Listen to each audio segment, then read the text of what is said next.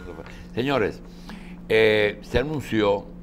Pasó hace como 4 años. Perdón. Una transición más lenta que la de aquí. Sí, No, bien pero, hecha. no, pero yo Una creo que transición bien hecha. iba a ser más rápida, pero Trump como que la frenó así. Aquí la transición fue de Balaguer a la elección de Bosch, porque después vino el trauma del golpe, pero aquí fue corta. ¿Cómo? Bien, señores, todavía el partido de Ramfi tiene un 14% en las encuestas. Señores, uno de los temas que se habla de Venezuela es que Hugo Chávez decidió hacer felices los venezolanos pobres con los fondos de PDVSA y se agotaron. Y cuando vinieron los precios abajo, todavía peor.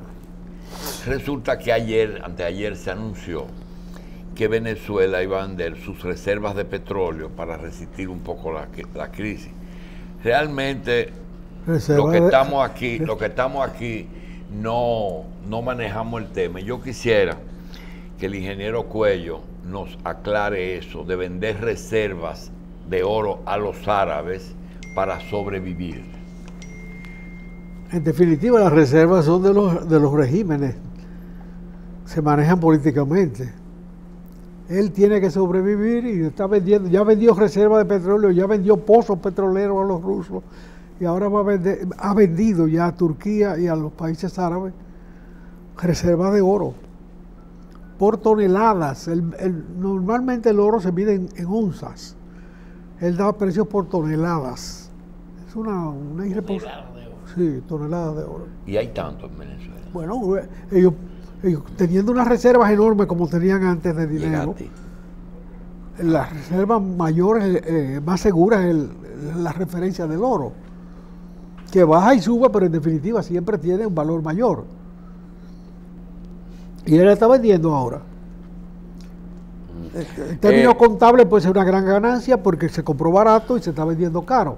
Además, Venezuela es productora de oro. No importante, pero no tiene por qué venderlo fuera. Se queda con él.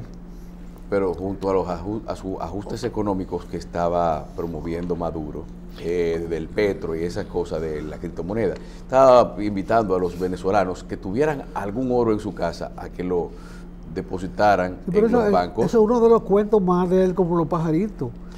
Sí, ¿Qué reserva puede hacer una gente que está pasando hambre? Sí, pero oigan una cosa.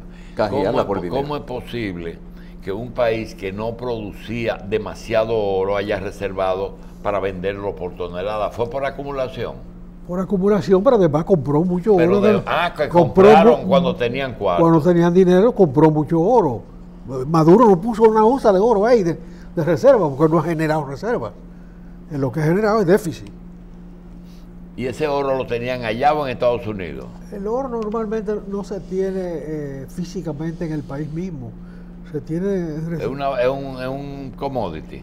Sí, es un commodity y se tiene en depósitos en Suiza, en Estados Unidos. Eso no lo confisca Estados Unidos ahora. Se ha llegado a eso. Se ha llegado. Y eso podría darle un poco de oxígeno. No es para resolver su problema, pero para que esté más tiempo en el poder. Eso busca él. Eso está buscando él. Y vean que los enemigos de Venezuela no entienden claramente que Maduro es un instrumento de los militares de Venezuela, que ese es ahora mismo un gobierno totalmente militar. Fíjate que muy pocas deserciones ha habido. Ellos han seducido a los militares, los han hecho cómplices de sus incapacidades y de sus chavismo y de sus latrocinios. O sea, son socios de la operación. Porque ahí se ha robado demasiado. No es solamente la incapacidad. No solo con incapacidad se destruye un país como ese. Se necesita ser un ladrón, además. Y ya, aquí hemos convivido con ellos. La enfermera de Chávez, la cogieron en Madrid con una cantidad de dinero enorme. La que lo cuidaba cuando estaba enfermo, con una cantidad enorme de dinero. Bueno.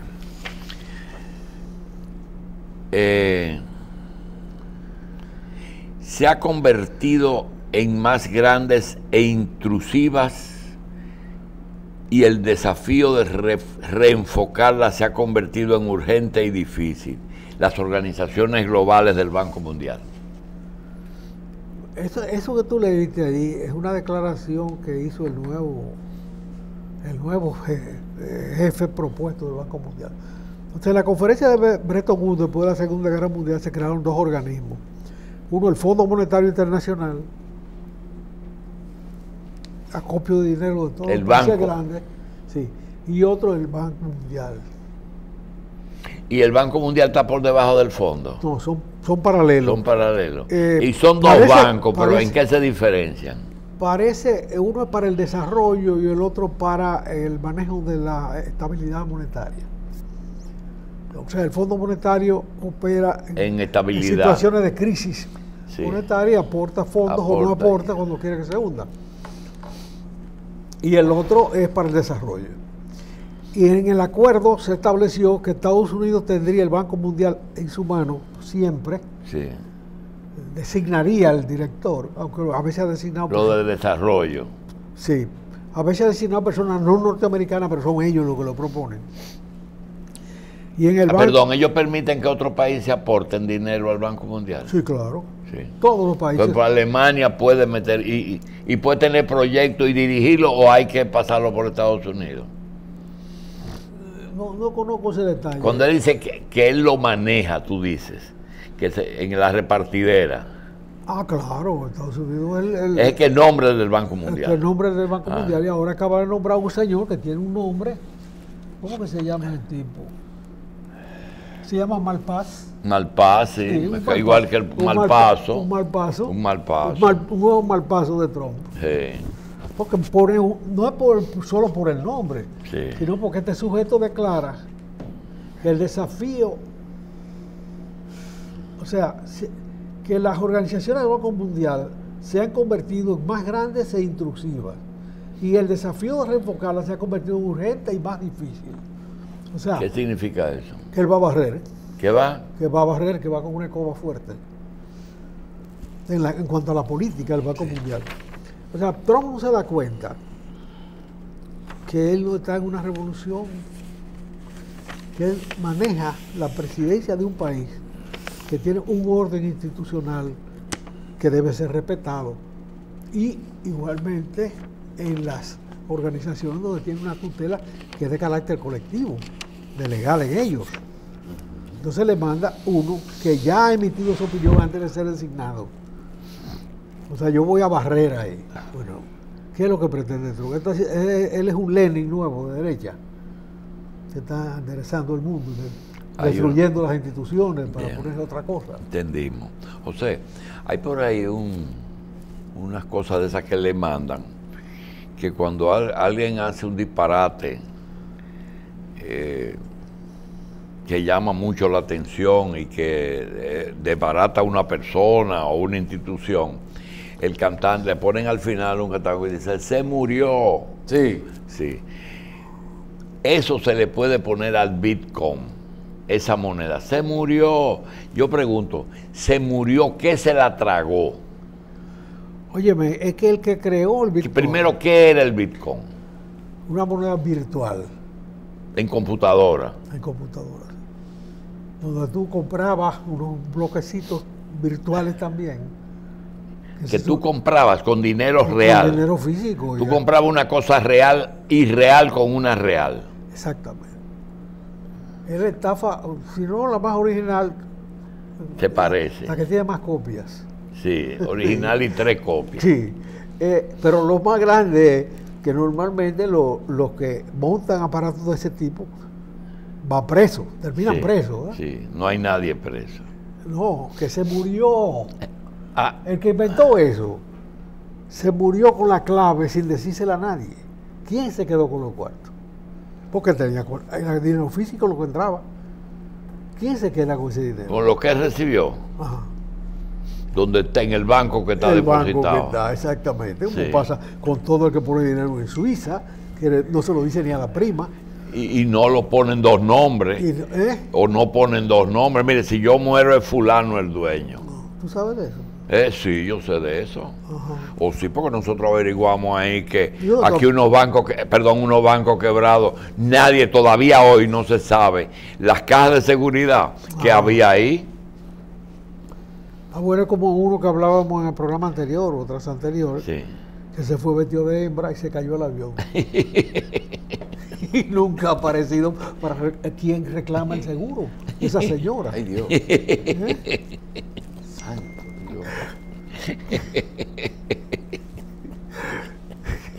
¿De qué te ríes? Se montó pasó como un cirujano plástico aquí, que fue a una señora y le trae unos análisis de una amiga, que ella está perfectamente bien.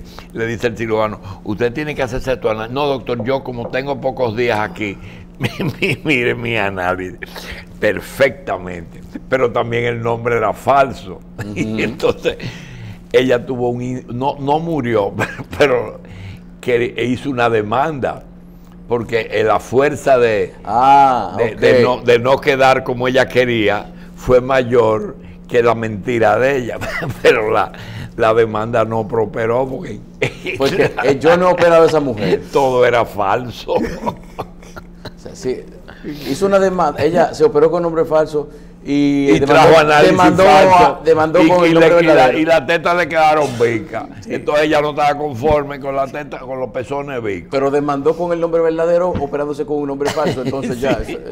Y vino el toro que era y le dio verdad. Yo no operé a esa mujer. El que creó el Bitcoin tenía una clave para manejar el dinero. Porque eso se maneja por computadora. Sí. Y hay que tener una clave para manejarlo. Porque tenía dos claves. La clave para manejar la computadora y los cuartos. Sí, no, para entrar en la cuenta a través de la computadora hay que poner un número. Ah, ya. Entonces él se murió. Se murió. Sí, no hay más. Parece que se inyectó con ese número adentro y murió. Y entonces ahora él murió por ingesta excesiva. Ingesta de clave. Sí. Pues. ¿A ti no te ha pasado que te piden clave? Te piden todo el que te... Pero mira, aquí pasó eso, ¿eh? Aquí pasó eso, José. Aquí, cuando vino el tema de Odebrecht, había una persona que tenía que ver con Odebrecht, pero importante, muy importante, hacía un papel. Y esta persona la mencionaron e inmediatamente se murió, pero no esperó ni media hora. A la media hora de mencionarlo se murió. Se murió muerto. ¿Eh? Se murió de verdad. Se murió de verdad. Hay otro que le dio el correspondiente ACP. Sí. Hay otro que le dio un ACP.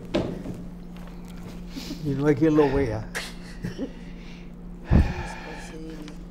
José, hablan un poquito de un tema que tú has tratado 2 o 3 veces, que es el impuesto de los vicios.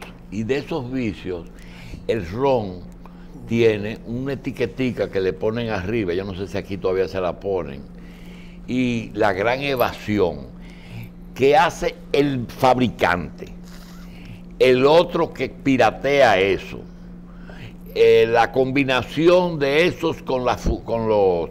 O sea, de lo que recibe el Estado por ron, realmente, ¿qué % del que circula aquí tú estimas que puede haber? Mira. No estoy hablando del clerén, ¿eh? No, yo sé. Mucho impuesto es mucha evasión. Es una regla sencilla. Si tú cobras muchos impuestos sobre cualquier cosa, hay mucha evasión. Hay mucha evasión porque... Y si los impuestos son muy caros, hay contrabando. Si en la aduana hay aranceles altos, aumenta el contrabando. Eso es así. Sí. Entonces, la tradición es que la bebida alcohólica paga más o menos la mitad del valor de comercio se paga en impuestos. Eso es lo normal. Pero siempre hay garata entre los productores de bebidas, entre los vineros, entre los roneros y entre los cerveceros. Y otras variedades menores.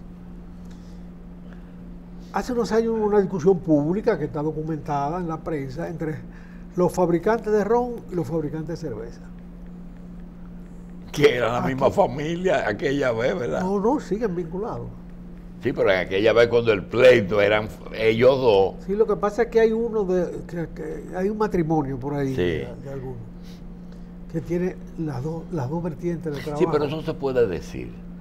Brugal y de León Jiménez. Hay un Brugal casado con una de León Jiménez y son dueños de los dos. Así. Es así. No, yo no lo tenía Sí. así. Claro. Sí. Bueno, el asunto es que se van a discutir sobre el impuesto a la bebida. Cada vez que hay una reforma fiscal en este país, lo que hace es que se le aprieta la tuerca al que está pagando. Y, en definitiva, las recaudaciones de ron y de las bebidas y de los vicios es muy alta en el país. Es muy alta, es importante. Es más, cuando Juan Bosch era presidente, como no tenía experiencia gubernamental, un subsecretario de Finanzas que se cubrió de gloria y ha hecho carrera política después de eso, porque les dijo, profesor, mire, el día 20 hay que cobrar a Bermúdez, si no, no hay con qué pagar el 25. Sí. En ese momento, pues, Bermúdez era el mayor productor de ron del país, y se sabía que en la tabacalera y Bermúdez eran los que garantizaban la nómina. Ya eso no es así. En el 63. En el 63. Ay, Dios. Ya eso no es así. Aquí se creó el impuesto sobre la renta en el 47-48, lo creó Trujillo.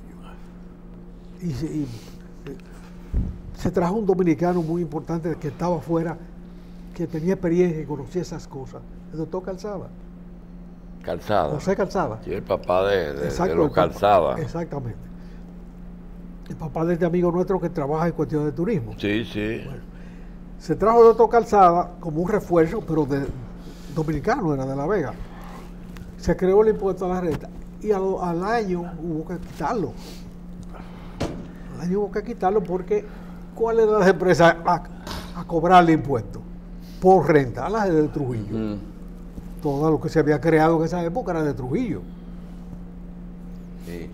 Entonces, el único reconocimiento que Balaguer le ha hecho al Consejo de Estado, el único que le ha hecho alguna vez, fue que reintrodujo el concepto del impuesto a la renta en el país.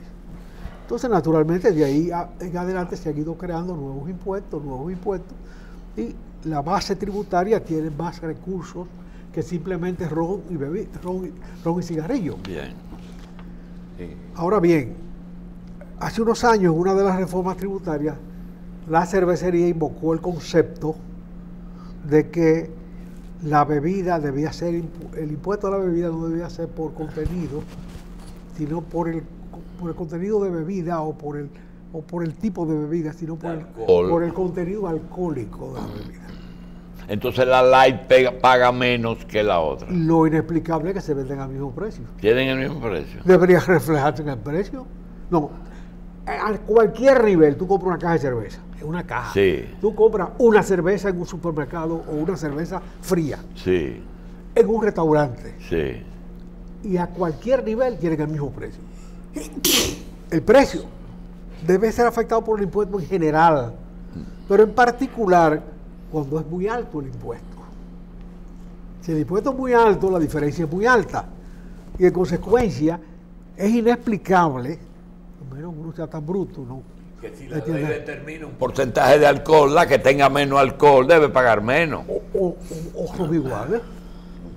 ¿No? O son iguales, la Sí. etiqueta es la que engaña. O entonces hacerlo por botella. No, por litro. Por botella se pagaba antes. Sí. Pero, o en función del precio.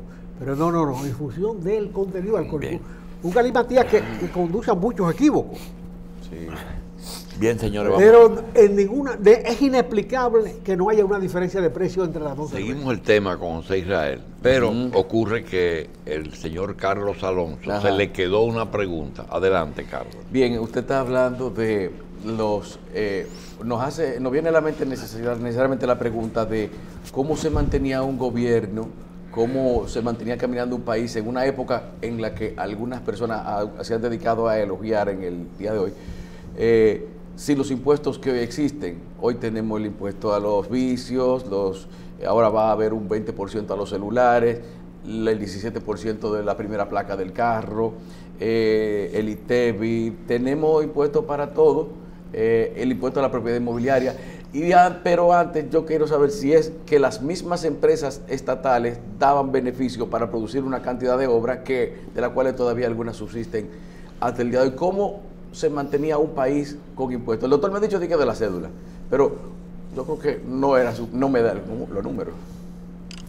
No, la cédula fue un elemento recaudatorio improvisado que no tenía ninguna razón, vamos a decir, ningún sustento profesional. Tú pagabas cédula sobre una base de declaración de propiedades. Mira, fue una idea no de un Zuncar Méndez, que fue director de la cédula.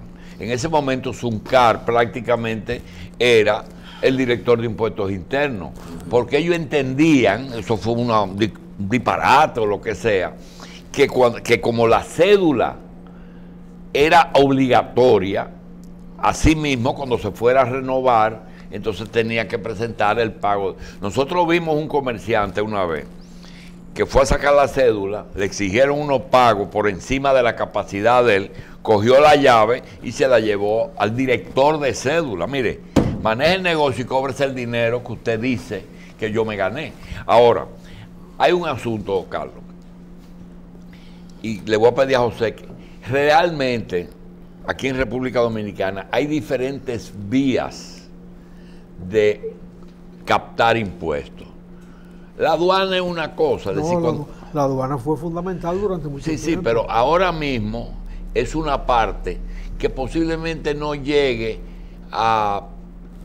siempre recuerdo la cifra porque se parece al presupuesto de educación. Es alrededor de 1.300, 100.000. ¿Cómo es? ¿Cuánto es el 4%? Está en 104.000, algo así, ¿verdad? Eso mismo es la aduana. Ahora, impuesto interno es la otra cosa. Ahora, ¿qué hay impuesto interno? Hay un ITEVI que se paga cuando usted compra un bien industrializado, que eso es lo que dice el nombre, ITEVI. Usted tiene que pagar al final también otro impuesto que se llama impuesto sobre beneficios, que es lo que usted le paga al Estado. Pero hay un impuesto que no es de esa misma área y que es nuevo para nosotros, y que al que primero que yo escuché hablar de ello fue a José, al primero que yo escuché aquí en este país, y no ahora, fue a José Israel Cuello, que es el impuesto de transferencia de una empresa, es decir, ganancia de capital.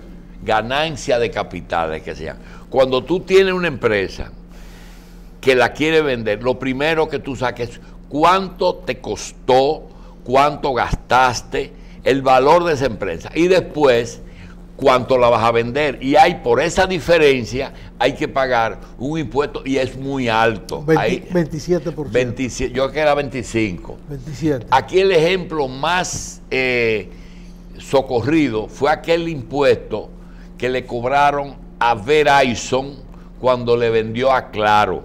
Verizon, que recibió el dinero, tenía que pagar alrededor de $500 millones. Juan Hernández y esta muchacha amiga de nosotros, Germania, se empecinaron en aplicar la ley, no tenían que hablar con nadie. Ustedes vendieron en 2.000 millones, se calcula, usted tiene que pagar 500, la cuarta parte más o menos. Esa empresa norteamericana se movió y hasta la embajada de Estados Unidos intervino para que le bajen los impuestos a Verizon, y terminaron pagando la mitad, 200 y pico de millones. Eso es. Ahora yo quiero que José nos hable de la ganancia de capital, si realmente hay posibilidad de evasión, porque nosotros hemos visto bancos que en vez de vender las acciones, lo que hace es que se fusionan. Sí, pero en una operación de ese tipo puede determinarse dónde está la ganancia de capital. Aún en la fusión. Pero claro, porque el valor de las acciones. En lo que lo aporta. Se hace una equivalencia del valor de las acciones. Entonces la fusión no evita el pago. No, de ninguna manera. No debe evitarlo, pero aquí se evita el pago con una diligencia de un embajador extranjero. Es decir, que cuando el León se asocia al VHD, sí, ¿verdad? O sea, se valoran las acciones de VHD, se valoran las acciones de León, y hay una diferencia entre esas acciones esa pagada para que ser iguales, y ahí se puede detectar cuál es la ganancia de capital. Ah, no, yo entendía que el VHD tiene su capital, no hay que calcular nada, viene el León, aporta su... ¿Cuánto tú metiste? Bueno, yo estoy metiendo aquí acciones que representan el 25% o el 50% de lo que tiene el VHD, se fusionan, se matrimonian y el Estado no tiene nada que ver con eso. Sí, no tiene nada que ver porque no quiere ver. Como estaba acostumbrado a no ver en tantas operaciones que se hicieron de esa naturaleza, hasta que se intentó en la venta de Claro que no pagaran nada. Ok, entonces un banco como el Banco Popular Dominicano, que fue hecho cuando Juan Bosch fue que dio el permiso, y todo eso 50 y pico de años, 63, sí, 50 y pico de años, se pasa aumentando su valor y hoy es casi invaluable. Se vende, vamos a suponer que se vende en 5.000 millones de dólares, para ponerte una cifra. ¿Y cómo se calcula? Todo lo que han gastado desde su fundación hasta ahora, ¿cómo cuantifica? Toda institución organizada tiene que llevar una contabilidad de su valor y rendir cuenta anual de su realidad, de sus activos. Bueno, una parte de la ganancia que se tiene cada año se recapitaliza. O sea, una empresa... No se reparte. No se reparte. O sea, normalmente en un banco, del 20 al 25% de la ganancia se reinvierte. Bien. ¿Y la convierten en acciones? Se convierte en acciones. Entonces aumento de capital ahí. Es un aumento de capital. Sí. O sea, y el resto puede distribuirse. Pero al distribuirse ese dinero se cobra el impuesto de lo que se distribuye. Bueno, ya es un impuesto sobre beneficio, ese no tiene que ver con lo que estoy hablando. Exactamente. Ahora bien, se establece cuál fue el ritmo de crecimiento de ese negocio, cuánto vale, pero es muy sencillo. Lo que se puso originalmente, más las reinversiones sucesivas. Entonces, ahora bien, donde opera la ganancia de capital es en la plusvalía de la operación. O sea, cuando tú vendes la cervecería, sí, ¿qué tú vendes? Lo que vale eso, restándole lo que lo vendí, menos restando lo que vale. Lo que he invertido, ¿verdad? Okay. Sí, no, sí, hay otro detallito. Perdóname, detalle. Cuando una empresa viene a comprar la Cervecería Nacional Dominicana, compra hierro, edificio. No, compra presidente. Compra mercado, compra marca. Sí, pero yo te quiero... Compra hábitos de vida. No, cobra historia, marca país nada más. Pero yo te quiero preguntar algo. Tú coges las publicaciones mensuales de los bancos, el Banco Popular Dominicano, activo tanto y lo pones. Ya sabes cuánto vale ese, porque ellos mismos están diciéndolo. Entonces tú coges Banco León, la otra cosa. Si se van a fusionar, no hay que, ahí está la publicación, que fue aprobado por la superintendencia de bancos, esa publicación. Está supervisado. Sí. Ahora, ¿dónde está el beneficio de esa fusión? Bueno, en el crecimiento de la entidad. No es lo mismo la suma de dos valores positivos que la suma de un valor positivo y uno negativo. Porque lo del progreso sí es diferente. El progreso vendió. Entonces al vender tenía que ser eso que dice, pero vendió, alguien compró. Sí, esa es la químicamente pura. Sí. Pero la otra es lo mismo. En definitiva, hay una revalorización de la empresa. Y sobre eso hay que pagar. Puede haber evasión y hay técnicos en eso. Ah, claro que sí. Hay técnicos para todo. Para todo. Mira, lo que yo quisiera aquí te arregla cualquier celular. Ingeniero, el Aeropuerto Internacional de las Américas lo construyó el Estado. Hay una compañía que ella se la asignaron. Aeropuerto. Entonces, pero esa compañía que se le asignaron lo vendió. El capital que generó la ganancia, ¿el gobierno tuvo participación o cojan eso que eso es de ustedes, porque lo vendieron sin que el Congreso interviniera. El gobierno no ha vendido el aeropuerto. El gobierno vendió la operación del aeropuerto. ¿Y está autorizada esta compañía a pasar? Operación y mantenimiento, claro que sí. Es un bien que tú compras y puedes vender. Naturalmente, la empresa que te compra tiene que tener la aceptación del gobierno porque debe ser una empresa calificada para que la cosa siga operando. O sea, no puede venir cualquiera, yo voy a comprar eso para que luego se deteriore. No debe ser. Sí, pero también ella cobra impuestos que ni siquiera... Sí, pero oye una cosa. Ella es agente de retención de impuestos. Es agente de retención de impuestos. Es una ventanilla impositiva. Impuestos de entrada, impuestos de salida, ella lo administra. ¿Y eso es legal? Y le pasa al Estado. Esos impuestos son del Estado. Por ejemplo, lo que se paga en estacionamiento, que eso es un negocio de ellos, ¿tiene que pagarle al Estado? Esa empresa tiene un contrato con el Estado que por el manejo de toda la operación tiene que pagarle al Estado una suma mensual. Lo que pasa es que, fíjate, los impuestos crecen en la medida, crece el Estado y crece el país. Pero no solamente crece el valor del impuesto, sino además la variedad de impuestos. Mira. Conocemos mucho, los americanos invadieron el 16 aquí alegando que no le podían pagar la deuda eterna y cogieron las aduanas. Habían cogido las aduanas desde el 8. Pero como los dominicanos no la administraban bien y no pasaban su parte, ellos dijeron voy a administrarla directamente y lo que sobre se lo doy al Estado. Ese era el único impuesto que se cobraba entonces. El único. Y hago por los fósforos, que era la única industria que existía. La estampilla de fósforo era junto con la aduana, los dos ingresos del Estado. Lo del alcohol no. El alcohol no existía tampoco. El alcohol como aparece de 1852 en adelante con Brugal, con Bermúdez. Brugal fue en 1888. Sí. De manera que la aduana es un mecanismo, era el único mecanismo que había en esta isla para cobrar impuestos en esas épocas. Bien. Hoy hay una diversidad de impuestos. El impuesto al consumo es el impuesto que grava a la clase media. Porque le grava, en definitiva, el rico come tanto, debe comer tanto como el pobre. Pero no es... O sea, para su alimentación. O sea, pero el pobre está gravado en el uso de su dinero, mientras el otro tiene excedentes. Es Bien. un impuesto a la clase media muy duro. Bien. Y aquí se le cambió el nombre y se le puso un impuesto a transferencia de bienes industrializados y servicios, y TEBIS.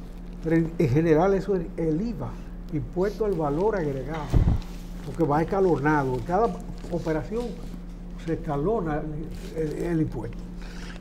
Bien, señores, ellos mencionaron un asunto ahora que yo creo que vale la pena, cuando es el Estado el que está por ahí por el medio. Miren,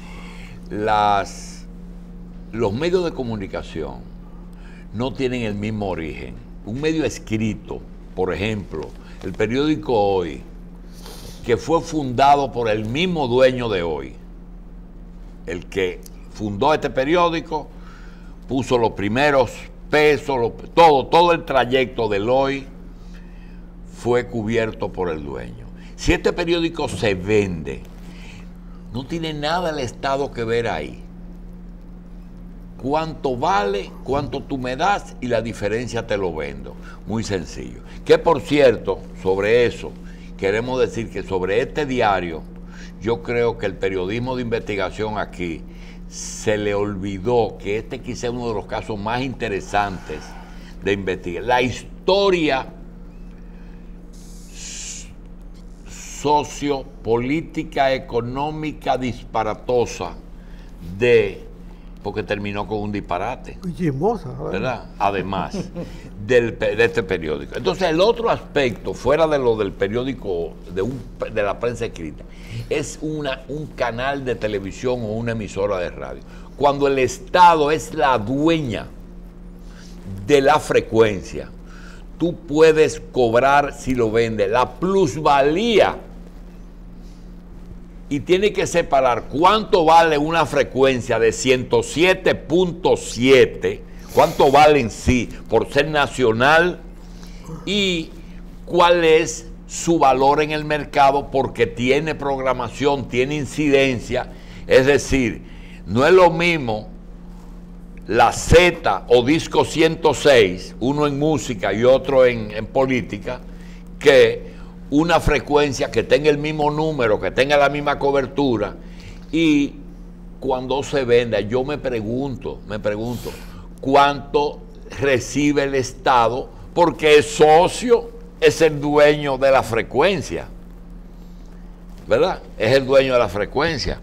Y no es solamente la diferencia entre lo que vale sino es que es dueño. Es decir, no es como el periódico, que el periódico es 100% dueño Corripio. Pero, pero cuando hay una frecuencia incluida, una concesión. Sí, una concesión. Eso tiene un valor. Porque tú no consigues una nueva concesión. Si tú puedes conseguir una nueva concesión, no compres emisora. No. Sino que la monta, te sale más barata. Sí, pero hay que ver los términos de esa concesión, si es anual, si es 20, porque ahora está regulado. Bien, señores, tenemos un tema interesante, difícil, que es el tema de las drogas.